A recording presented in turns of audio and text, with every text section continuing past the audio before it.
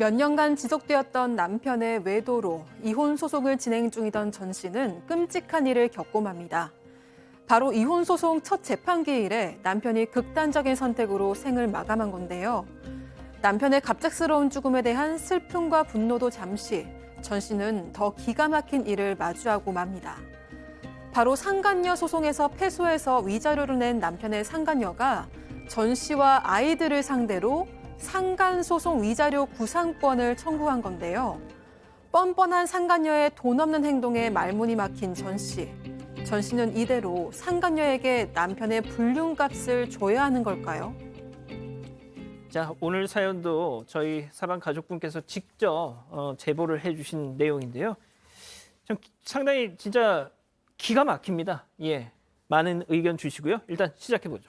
네, 일단 전 씨랑 남편은 초등학교 동창입니다. 우연한 기회에 친구들 모임에서 만나서 남편이 고백해서 3년 정도 만남을 가졌습니다. 그러다가 결혼을 하게 됐는데 연애 때도 신혼 초에도 별 문제 없이 재밌게 잘 지냈습니다. 하지만 이랬던 남편의 외도가 수면 위로 드러나기 시작한 게 지난 2015년 정도부터였습니다. 그 당시 큰아이가 3살이었는데 남편이 누군가랑 계속 몰래 전화하는 느낌이 들었다고 합니다. 심지어 남편은 자꾸 뭔가 화가 많아졌고요. 불쑥 나가버려서 일주일씩 연락이 안 되는 경우도 많아져서 그때부터 뭔가 잘못돼 가고 있다 이런 생각이 들었다고 합니다. 이게 연락이 두절돼. 이때 그럼 외도 사실을 알게 된 건가요? 아니에요. 이때 전 씨가 분명히 남편이 이상하다라는 생각은 했지만 예. 그 정도였지 외도할 거라는 의심까지는 하지 않았던 것 같아요.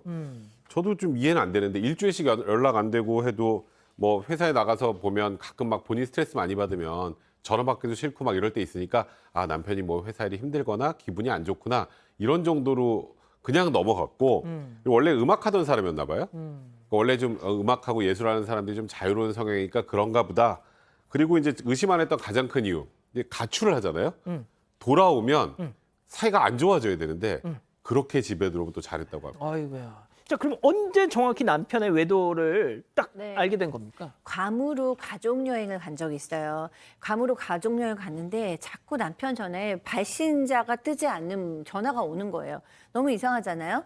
계속 오길래 하루는 이 부인이 받았어요. 그랬더니 저쪽에서 부인 목소리인 걸 알고 딱 끊는 거예요. 뭔가 있구나. 이건 뭔가 있구나라고 이제 신경을 곤두세우고 있었다가 이런저런 뭐 일들이 있으면서 같은 회사의 같은 직장 동료 중에서 이제 결혼한 유부녀인데 이 여성이구나라는 생각이 이제 여자의 촉감이 든 거죠. 근데 또 그때 마침 그 여성의 남편으로부터도 전화가 온 겁니다. 당신의 남편과 내 부인이 뭐 그런 관계인 것 같으니까 뭐 이런 식으로 연락이 왔대요.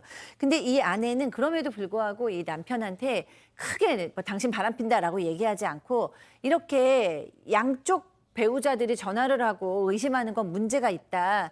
그러니까 거리를 둬라. 딱 이렇게 얘기를 한 거죠.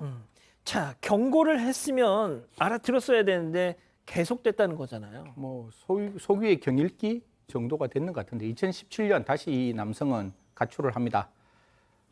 부인의 입장에서는 뭔가 확인을 해야 될 필요가 있다라는 입장에서 남편의 전화기에 자동 녹음 기능을 만들게 되는 거죠. 아니나 다를까 그 내용의 녹음 내용들이 그 상간녀로부터 들리는데 아이고야. 여기서부터 이제 경악할 일이 발생합니다. 둘이 회사 근처에 집도 구하고 있다는 집도 구하고 있어서 그 부인이 생각하는 지금 이제 생각하는 것보다 훨씬 더 깊은 관계였다라는 걸 알게 되었죠. 정말로 지금 자녀가 2명 정도 있으니까 이제 정말 가정을 지키고 싶어서 또 참고 넘어갔는데 이렇게 집을 저러도 똑같을 것 같습니다. 집을 나갔다 들어왔다를 반복한다고 한다면 결국 이혼할 수밖에 없지 않았을까. 그래서 이혼 소송을 준비 중이라고 합니다. 예.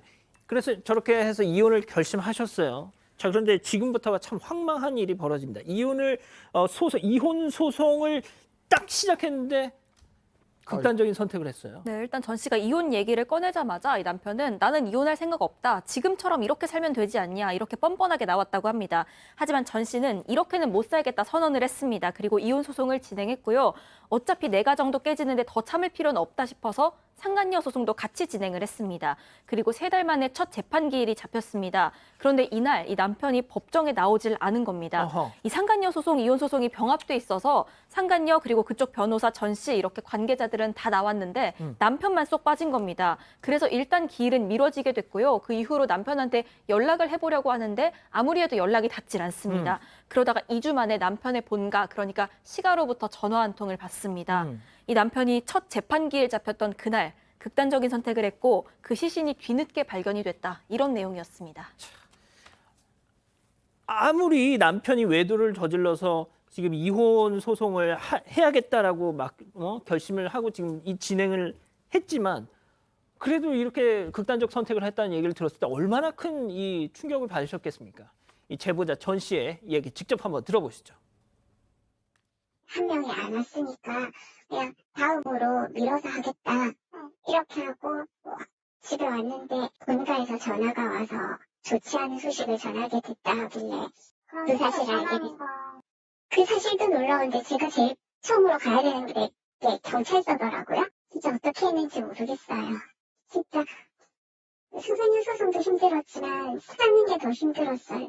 밤에도 자꾸 생각나고 그래도 이혼하면 애들이 아빠를 풀 수는 있잖아요. 근데 이거는 영원히 풀 수도 없고 그렇네요. 자, 소장님, 그 뭐 네. 이후부터 또 상간녀가 상당히 그 도를 넘는 행동을 했다는 건 또 무슨 얘기죠? 네, 그렇습니다. 그 남편이 사망을 했기 때문에 이혼 소송은 자동적으로 종결이 됐어요. 그래서 상간녀 소송만 했습니다. 근데 이 상간녀는 끝까지 본인은 외도를 하지 않았다고 잡아댔어요. 이제 그래서 3년 반 동이나 3년 반이나 소송이 진행됐습니다. 다행히 전 씨가 승소를 했습니다. 그래서 이제 정 씨가 굉장히 하늘이 무너지는 뭐 남편도 사망하고 이제 애들하고 남겨지고 이런 일이 있지만 그래도 이제 승소했으니까 이제 애들하고 지금부터라도 잘 살아야겠다라고 마음을 먹었어요. 근데 이제 더 기가 막히는 일이 일어났는데 바로 뭐냐면 이 상간녀가 너무 어려워요. 전 씨를 상대로 해서 상간 소송 위자료 구상권이라는 것을 청구했습니다. 이게 뭐예요? 전 조금 이해가 안 되긴 하는데 그 제가 이 소장을 좀 정확하게 봐야 이해가 될 것 같아요. 그러니까 우리가 배우자 말고 바람핀 상대방에게 소송을 제기하는 우리가 보통 상간녀 혹은 상간남 소송이라고 하잖아요. 그럼 이 사람의 불법 행위에 대한 책임이기 때문에 이 사람이 주면 끝인데 그럼 이 구상권이라는 걸 행사할 게 없거든요. 그러니까 제가 추정컨대 추정컨대. 이 남편하고 그 상간녀를 상대로 2명 함께 위자료 청구 소송을 제기했는데 예. 거기에서 이게 사망한 남편은 사망했으니까 이제 좀 빠지게 된 거고 그러면 결론적으로 둘이 바람을 폈으니까 이쪽도 책임 있고 상간녀도 책임 있죠. 근데 내가 왜 이 사람 것까지 당신 죽은 남편 것까지 당신한테 다 주느냐. 그리고 당신 남편 죽었으니까 이 남편이 당신한테 채무도 상속이 되니까 이 부담 비율만큼 나한테 돌려줘라라는 소송을 제기한 게 아닌가. 아주 굉장히 흔치 않은 소송입니다. 아니 근데 이걸 왜 승희원님은 이런 그 메커니즘이 납득이 되세요? 그게 아마 처음에 소송 제기할 때 앞에 변호사님이 계시는데 조금 소송 제기 저도 공동 불법 행위로 갖는 것 같아요. 그러니까 제가 바람 피운 남편 죄송합니다. 예, 상간녀 이러면 우리 둘 다가 나쁜 사람들이니까 그 부인의 입장에서는 둘이를 상대로 한 사람이라 돈이 많으면 돈을 받을 수 있으니까 연대 채무로 걸고 공동 불법 행위로 해서 위자료를 달라라고 이야기했는데 제가 사망을 해버렸으니까 이쪽에게 이제 전체적인 책임이 있을 거 아니에요. 예. 그래서 이 그러니까 가해자 그러니까 남편의 상간녀가 2천만 원을 주면 제가 그 중에서 돈을 줘야 되는 부분도 들어가 있는 거잖아요. 그러다 보니까 제가 들어가 있는 부분을 줘야 되는데 이 부인이 상속을 받았잖아요. 남편 재산을. 네네네. 그러니까 상속받은 그 부분만큼은 토해내라라는 게 구상권이고 아마 이게 아들 둘이가 있었으니까 7분의 3 정도를 받았을 것 같아요. 그러니까 7분의 3, 7분의 2, 7분의 2 이렇게 상속분이 내려가는 것 같은데 7분의 3, 즉 2천만 원의 7분의 3 정도의 구상권은 다시 이 피해 여성에게 돌려줘라라는 게 법원의 판단이었던 것 같습니다. 자, 뭐 일단 어렵습니다. 예, 그러니까 혼자 바람핀 거 아니니까 내 목만큼만 너한테 줄게. 내 목 이상으로 받은 건 나한테 다시 돌려내. 이런 거잖아요. 간단하게 말하면 그렇습니다. 쉽게 말씀드리면. 자, 아무튼 근데 억울하시지 않겠습니까? 남편도 잃고 이 가정의 어떤 평지풍파가 난 쪽은 이 제보자 쪽인데 자, 어떻게든 이 뻔뻔한 상간녀는 정말 그럼에도 불구하고 정말 당당하게, 오히려 더 당당하게 나왔다고 합니다. 계속해서 이 제보자분의 얘기 한번 더 들어보시죠. 그냥 갔더니 못 알아보진 않았을 텐데 어머 웬일이세요 어떻게 오셨어요 이러는 거예요. 그래서 돈 주러 왔어요. 그랬더니 약간 불편해하더니 사무실 자리를 비웠더라고요. 진짜 마음은 1,000원짜리로 갖고 가고 싶었는데 그래서 5만 원이랑 10,000원짜리로 이렇게 해서 갔거든요. 막판에 기념책이 나왔는데 한 권 챙겨드릴까요? 이 사진이 있는데 애들이 아빠 보면 좋아할 거예요 하는데 너무 또 화가 나서 입에 애들 이름 오르내리게 하지 말라고 했더니 그럼 자기 놀리려고 왔냐고 소송하겠다고 이러는 거예요. 아이고 그 돈을 또 뭐 그냥 주러 또 거기까지 가셨어요 또. 네, 그렇게 직접 주고 왔는데 어. 그 저녁에 모르는 번호로 전화가 옵니다. 받아보니까 이 상간녀였습니다. 당시 돈 주면서 직접 세보라고 몇 번이나 얘기를 했는데 굳이 안 세보고 그냥 가져갔다고 합니다. 그리고 영수증에 사인까지 받아서 돌아왔는데 다짜고짜 저녁에 전화해서 하는 말이 11만 원이 모자라다는 거였습니다. 그래서 전 씨가 너무 황당해서 분명히 맞게 넣었다. 세보라 그럴 때 안 세보더니 이제 와서 이러면 어떡하냐 이렇게 얘기를 했더니요. 상간녀가 여기까지 오느라 차비도 쓰셨는데 그냥 그 돈으로 애들 과자나 사주세요. 이렇게 마치 인정을 베푸는 듯한 태도를 보인 겁니다. 이런 뻔뻔한 행동에 전 씨는 너무 기가 막히고 오히려 자신을 약 올리는 것 같아서 너무 괴로웠다고 합니다. 자, 일단 뭐 빨리빨리 좀 가보겠습니다. 네. 자, 백 변호사님. 네. 아까 이제 승희 의원님이 잠깐 말씀하셨는데 이 아이들한테까지 이 상간녀가 뭔가 이렇게 네. 했어요. 아이들한테도 되게 상속분만큼 토해내라고 소송을 제기한 겁니다. 아내한테 한 거랑 똑같이. 근데 제가 하나 좀 궁금한 건 제가 이 제보자랑 직접 얘기를 안 해봐서 예, 모르겠는데 통상적으로 이게 구상권 인정이 잘 안 되거든요. 그래서 혹시 그러니까 상간녀가 소송을 제기했는데 무대응하신 게 아닌가. 아. 무대응을 하게 되면 변론 없이 원고 승소 판결이 나오는 경우가 있습니다. 그럴 가능성이 높다는 생각이 개인적으로 조금 드는데 일단은 지금 금액도 한 1,500만 원 정도를 지급하셨다거든요. 2천만 원 중에. 그러니까 남편이 잘못한 것, 상간녀가 잘못한 게 반반이라면 1,000만 원을 예를 들어서 합쳐서 지급했다면 제가 좀 납득이 되는데 1,500만 원을 지급했다는 건 상간녀가 제기한 소장에 나온 액수 그대로가 아닐까. 아, 예, 대응을 저는- 하지 않는 예, 바람에. 예. 뭐 최근에도 그런 유사한 사례들이 있지 않았습니까? 그게 아닌가라는 그런 좀 조심스러운 생각이 좀 듭니다. 아, 아무래도 이제 이 제보자분께서 어떤 변호사의 이 법률 자문 조력을 좀 받지 않으셔서 이런 상황이 벌어진 게 아닌가라고 지금 우리 백 변호사님 말씀하셨는데, 자 그러면 오늘 별별 상담소 궁금증은요, 이 제보자께서 저희한테 주신 이 문자 메시지의 일부로 대신 하겠습니다. 자 보여주시죠. 자, 예. 억울하기로는 제 아이들만 한 경우가 있을까요? 아빠랑 바람핀 여자가 자기 혼자 불륜한 거 아니니까 너네 아빠가 낼 돈 너희도 내라. 지금 이러고 소송한 거잖아요. 애들은 아빠를 평생 보지도 못하는데.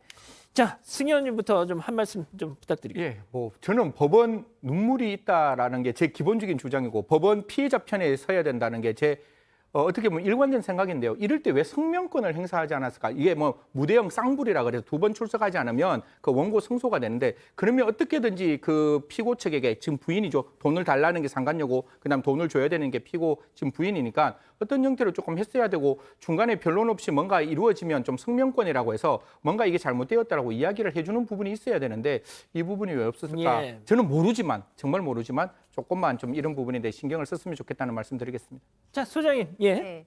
가만히 있던가 그냥 2천만 원 냈으면 본인의 죄를 조금이라도 느끼면 가만히 있던가 아니면 뭐 여자끼리의 신경전이라면 이 여성까지 뭐 싸우게 되는 거는 막을 수가 없을 수도 있는데 이 아이들에게까지 이렇게 구상권을 청구하는 피해를 줬다는 건 그 여성분이 어떤 인격을 가졌는지를 드러내 주는 것 같아요. 아이들에게는 자세히 설명해 주실 필요 없다고 저는 생각합니다. 아빠가 천국에 갔지만 아이들의 마음에는 아빠가 좋으신 분으로 남는 것이 아이들을 위해서도 좋을 것 같아요. 네, 이런 인격의 여성 이제 잊어버리시고 아이들과 행복하게 사셨으면 좋겠습니다. 자, 백 변호사님. 일단 지금 법적으로 제가 설명드리지 못한 부분은 이제 좀 약간 비어 있는 부분이 있어서 그런 것 같고요. 그걸 다 넘어서 이 상간녀가 했던 그간의 행동은 어떤 방식으로든 용서받기 좀 어려운 행동이 아닌가. 그 위로의 말씀 좀 드리겠습니다. 저희가 일단 시간 관계상 좀 더 구체적인 어떤 말씀을 못 드리는데 궁금한 게 있으시다면 우리 백 변호사님께 좀 따로 한번 여쭤보셨으면 좋겠습니다. 자, 우리 가족 여러분들 반응도 짧게 소개해 네, 주시죠. 지혜통님, 남의 가정 파탄내놓고 참 파렴치하네요. 나무고양이님, 상속자가 되고 싶어서 됐나요? 남편이란 사람이 비겁한 선택을 해서 어쩔 수 없이 된 건데 하셨고요. 이초코님, 이 정도 뻔뻔해야 바람을 피우는구나, 이런 의견 주셨습니다. 자, 뭐 일단 이 정도로 정리하겠습니다. 별별 상담소 마무리하고요.